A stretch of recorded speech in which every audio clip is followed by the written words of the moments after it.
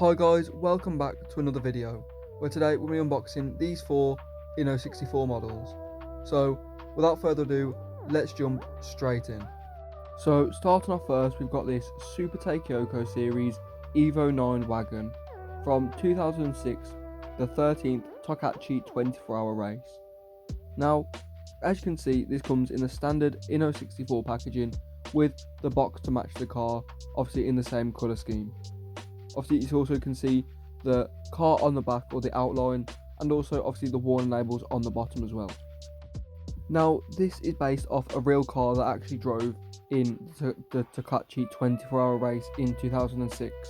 So there might be some features that aren't exactly to scale, as obviously you can't minuscule a proper one-to-one car exactly for the price of inno64, which is around £20 to £25 RRP. But getting back into the model, you can see that it is very, very well done. Obviously, you can see it sits on the base really cleanly, and unlike some of the other models that I do unbox, either from Time Micro or any other brand like that, you can see it has just got the lettering on the base and not on a plaque, which is on every single inno64 model, which sometimes can look a lot cleaner in my opinion. Obviously, these models aren't numbered, they are just the standard inno64 release. But moving back onto the actual model itself, this unfortunately does have a few little defects, or a few little quality control issues, if you would say. The main one being on the front wheel, you can see that the blue decal is stuck onto the wheel. It's obviously rubbed off when either the wheels moved or the wheels moved off the axle onto the actual fender itself, which obviously it has caused quite an issue. As you can see, obviously it's a blue tyre, which really wouldn't be there. But the second one is that on the front bumper, as you can see, there is paint missing, or it's just not all been painted. The attention to detail just isn't really there when it comes to the overall finish, especially on the little parts where they thought you couldn't be able to see it, but you actually can. But besides that, you can see the interior is fairly well detailed as well. You can see it's got that big Recaro race seat and the detailed dashboard with the dials that you can clearly see. You can also see it's got that reinforced bit in the back windows, which just gives it that extra level of realism. Obviously, you can also see on the wheels it's got the tyre writing and the brake caliper and brake disc behind them, and like I said, they do spin, so you can see that it does stay in place as well. But you can just see overall, proportionally, this model is really, really well done. It's got the tow hooks front and rear, really detailed tail lights, really detailed headlights, and just in general, the whole car is just very, very well done. Like I say, something I do point out quite often is the mesh grille, or the grills in general on these models, and this one is done very, very well. You can see it's a mesh grille with the intercooler behind it, not just a solid piece of plastic with a few little indentations on to represent a grille. So again, very, very nice touch. But unfortunately, I do think that it could have been a little bit better with obviously the few little attention to detail parts, like the decal on the wheel, and also just that bit of paint on the front bumper as well. Could have just been avoided with a little bit of extra care and quality on the overall finish, but it's not the end of the world. But now let's move on to the second model, which is this Nissan GTR R33 24 Hours of Le Mans official pace car from 1997. Now, as you can see, just like the Evo, you can see it's got the packaging to match the car with the yellow stripe, the silver paint, and the similar sort of decals for the Nissan writing on the side. Obviously, again, you can see the warnings and everything you would need on the bottom, just like every standard inno64 or any of these acrylic based models. Something I will point out though, and I did point it out on the police car R33 as well, is the outline on the back of the car for the R33 doesn't have all of the little extras on. Now, obviously that's only a small thing, but it would just be a nice little touch, as it just separates the packaging and doesn't just feel like they've just put the same image on every single one, or obviously for all the R33 cars. But you can see that overall this is just a nice and clean casting. You can see that the lights are just embedded very nicely, and the same goes for the headlights as well. They're just very nice and clear. But one thing I will point out with the headlights is that obviously the headlight housing, it does have the black headlight surround, but I did get it pointed out to me is if you do look closely that the headlight surround is on the outside of the headlights, which is obviously good that they've got it there, but unfortunately in real life, or on the R33 in real life, it is actually obviously a headlight casing, so it's more set back behind the actual light itself. So obviously good job that they've got it, but the realism could be a little bit better with that itself. As you can see, overall this model is very well done. You can see the Nissan badge on the rear, which is very prominent, and also the GTR logo as well. And also the light on the top is just has a lot of nice tones in it, and it just looks nice and realistic. But as much as the exterior is good, you can also see, just like the Evo 9 wagon, the interior is also quite nicely detailed. Although it doesn't have the bucket seat and the harnesses on the bucket seat, you can see it does have the dashboard with the dials as well, which again look very realistic when you do go up close to the model. And while you're up close, you will be able to see that there is also a small little brake disc behind the wheels.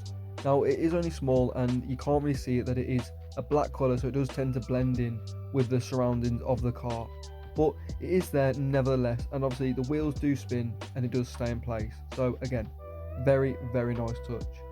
You can also see the Nissan plate on the front and the rear, which are really nice and prominent, and also just the decals in general, super clean and super well applied. Obviously being able to see the Skyline GTR window banner, which just looks really cool in my opinion. But that brings us to our third model, which is this really cool Honda Civic Type R EK9 tuned by Spoon Sports. Now as you can see, just like the previous models, you can see the packaging matches the car with the Spoon colourway on the box as well. So again, just like your standard model, it's got the outline on the back, which you can't really see being a white on the yellow, but it is there nevertheless. But you can also see that the colourway is just super bright, and the packaging is just super in your face and vibrant, and that just goes for the whole car in general. As you can see, just the details really pop in your face, and just overall this car is just super well done in my opinion. But just like the saying, nothing is perfect, that goes for this model as well, as there will be a few little things that can be very much improved on, and one of those main things is that decal on the back, which we will get into further into the video. But you can see that other than that, there is some really good detail on this model. Obviously the main one off the bat, you can see that bright green harness on the seat, but we'll get into that again a bit further into the unboxing. But one of the first things that did catch my eye when I was looking for really cool details is that obviously that bright blue brake caliper, which is the matching blue for the Spoon colour as well, which is just really cool. But as you can see, the back of this model is where I think it does get a little bit let down, as the detail seems to be a bit lacking. The taillights might be proportionally a little bit too big, but what is that decal? As obviously on the Evo 9 wagon, it's a proper exhaust and it's actually got some definition to it. It's not just a decal like the Spoon EK9 here. I don't understand why they've done that and put a proper exhaust when obviously on the Evo 9 wagon it has both. But again, just like the wagon, you can see the interior is very well done, and you can see the dashboard as well, obviously with that very bright harness, which is super detailed. Obviously you can even see the buckle as well on the seat, which again, phenomenal detail if you do want to take pictures of the interior. Continuing on the theme of the detail, obviously you can see it has the tow hook front and rear, which as you saw there, I did get my finger caught on, which I was quite worried about breaking it, as they are very delicate, as I have mentioned before. But besides that, you can just see overall the finish of this model seems to be very good, obviously besides the few little defects that you can find, but that'll be with every other model you see. Obviously there is no Honda badge on this model, either front or rear, which I do think they could have added, but you can see obviously the wheels do spin. It's got the caliper which stays in place on the front either side, which obviously again, very nice touch considering most people do keep these models in the base, so they only see one side of it, and a lot of brands do tend to do that, which is detail just one side of the car a lot more, as it tends to be the only side seen. But now we move on to the final model, which is this Ford RS Cosworth right hand drive. Now as you can see, it comes in a very simple packaging. Technically it does actually match the car because it's white on white, so it is just like the previous cars as well.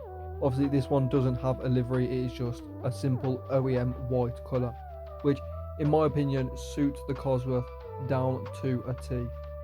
Obviously on the base it's even got the Escort RS in the proper Escort RS writing, which is just really classic and really iconic. But you can just see the whole model in general just instantly reminds you of that classic iconic Ford RS Cosworth. Obviously being from the UK, this is such an iconic car. Now personally I never grew up with it with my generation, but I know a lot of people in the UK absolutely love the Ford Escort RSs, especially the Cosworths, and it's also just appreciated around the whole world in general. And in my opinion, inno64 have done a really good job of just capturing the whole spirit of the Ford Escort Cosworth RS, especially the UK version, obviously this being the right hand drive and having the UK plate front and rear as well. Obviously this is a super OEM version in the white, and as you can see it comes on the OEM wheels, which do spin but unfortunately don't have a brake caliper behind them. But again, the detail in this model definitely makes up for that. Like I say, the front and rear UK plates super detailed, and also you can just see that Ford badge on the rear and the super clear Ford Escort RS or the Cosworth RS badge on the back. If I can get a picture of it I will put it in here, but it's super clear and it's so well done. And like I said, that just goes for the whole of this model in general. You can see the aerial is just really cool and obviously super realistic, and also the interior again, just like the previous models, has the dashboard and the dials on there. You can also just see the tail lights super well done, and that same goes for the headlights as well. Obviously you can see the little fog lights and the indicators at the bottom, with the side indicators being clearly marked as well. But like I say, this model is really well done. You can just see overall proportionally it looks so good, and it just looks super real in a diorama. The whole finish of it with the plates and the badges are so good, and I definitely recommend it if you do like your Ford Escort RSs, as in my opinion it's probably the best one on the market, as I'm still yet to find a better one for the price. So with that being said, let me know in the comments which one of these models was your favourite and why, and if there's any more models you would like me to check out, also let me know in the comments. But like I say, I am going to wrap up here guys. Thank you so much for watching. If you have made it this far, make sure to drop a like and subscribe to the channel so you never miss any content, but I'll see you all next time.